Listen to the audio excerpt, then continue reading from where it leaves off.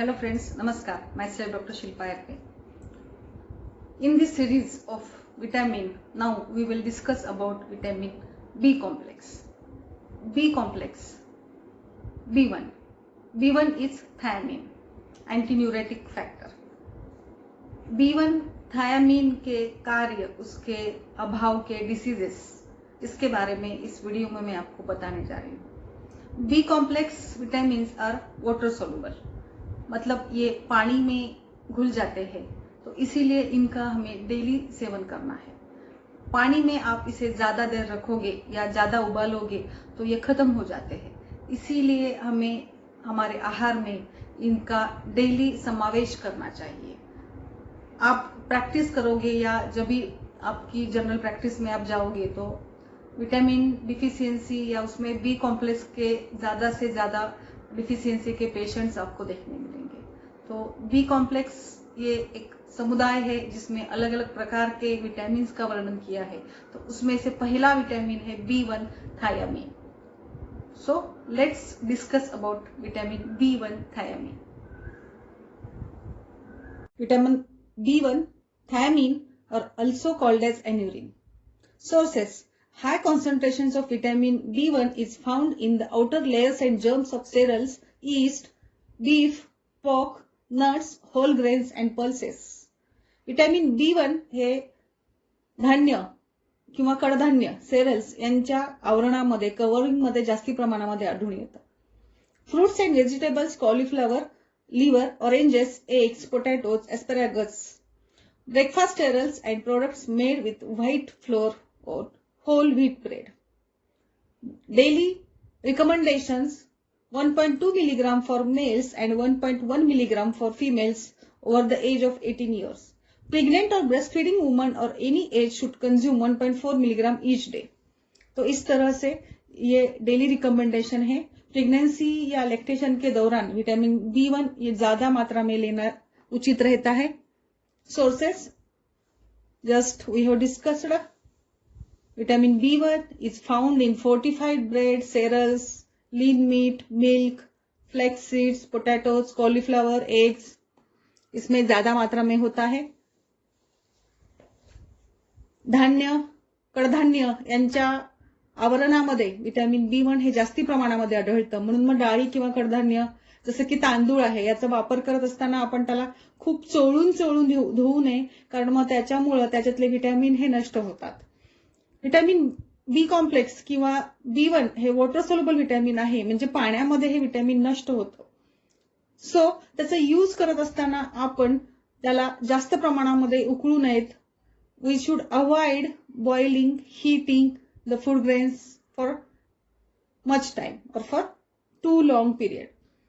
तो इस तरह से ये विटामिन पानी में नष्ट होता है. इसीलिए जो भी सब्जियां या आप जो भी पकवान बनाते हो या जो भी भोजन आप बनाते हो उसको ज्यादा मत उबाले या उसको ज्यादा गाढ़ा मत बनाए, तो उससे ये B1 जो है वो नष्ट होता है. तर अशा पद्धतीने आपण डाळ, तांदूळ वगैरे वापरत असताना किंवा भाज्या, पालेभाज्या पण आपण खूप जास्ती शिजवू नये किंवा खूप वेळ पाण्यामध्ये ठेवू नये, कारण त्याच्याने हे विटॅमिन B1 जे असतं ते नष्ट होऊ शकतं. अशा पद्धतीची काळजी आपण नक्की घ्यावी. Functions of vitamin B1: acts as a को एन्झाईम इन कार्बोहायड्रेट मेटाबॉलिझम. DNA आणि RNAच्या प्रोडक्शनसाठी सुद्धा विटॅमिन B1 ची आवश्यकता असते. It also involve in the flow of electrolytes into and out of muscles and nerve cells. Helps the nervous system. Nervous system, nerve cells यांचं कार्य सुरळीत चालावं याच्यासाठी सुद्धा विटॅमिन B1 याचा चांगला उपयोग होतो. So it is called as antineuritic factor. Antineuritic means it avoids the nerves from inflammation.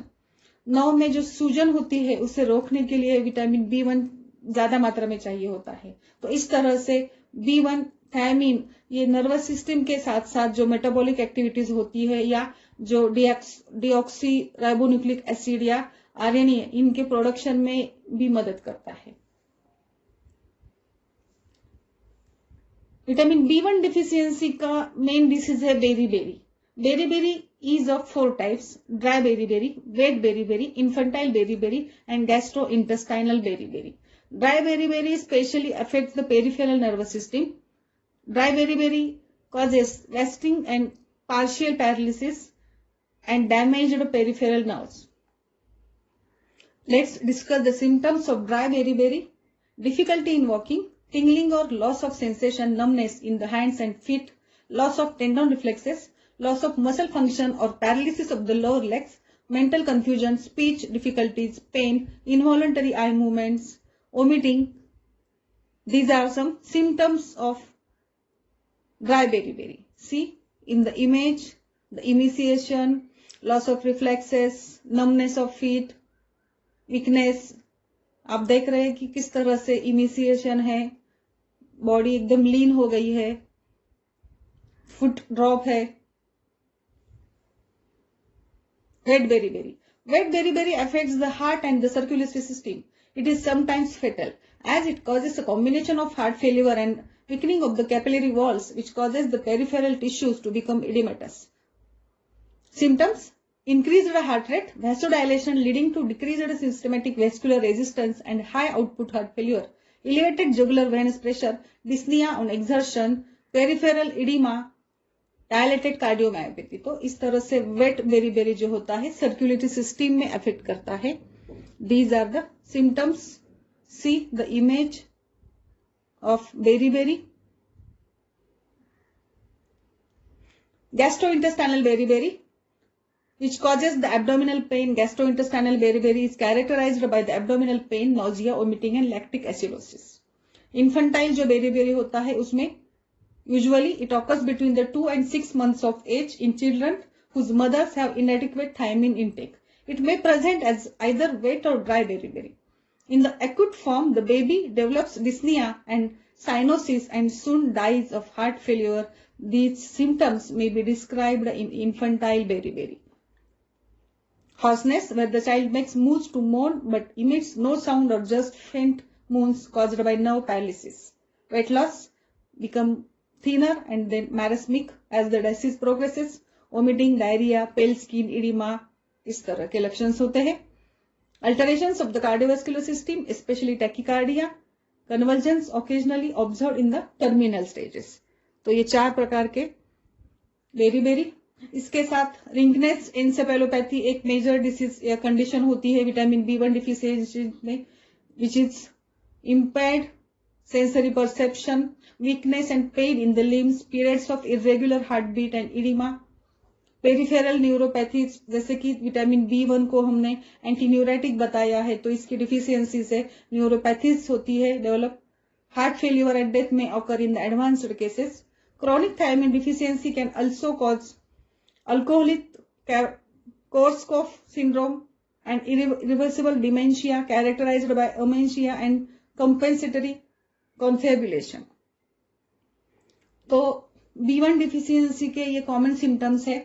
B1 deficiency के मेन कॉजेज जो है वो है poor intake of vitamin B1 through diet, poor absorption. उसके साथ साथ alcoholic patient are on high risk of this vitamin B1 deficiency symptoms. उसके साथ HIV, एड्स या किडनी के जो भी डिसीज होते हैं उन एड्स में इस तरह के जो व्याधियों के पेशेंट्स है, डायबिटीज के पेशेंट्स में विटामिन B1 डिफिशियंसी के चांसेस ज्यादा होते हैं. तो ये पेशेंट जो है अल्कोहलिक या अल्कोहल विड्रॉल सिम्टम्स में भी विटामिन B1 ज्यादा मात्रा में दिया जाता है. इनमें ज्यादातर न्यूरोपैथीज डेवलप होती है, नमनेस, थिंगलिंग होता है. इसके साथ साथ आप देख रहे हैं कि इस फिगर में जो भी डिफिकल्टी ब्रीथिंग है, एनोरेक्सिया, इंडाइजेशन, तो स्पेसिफिकली बेरीबेरी के साथ साथ ये सारे जो सिम्टम्स है ये भी विटामिन B1 डिफिशियंसी में हमें देखने मिलते हैं.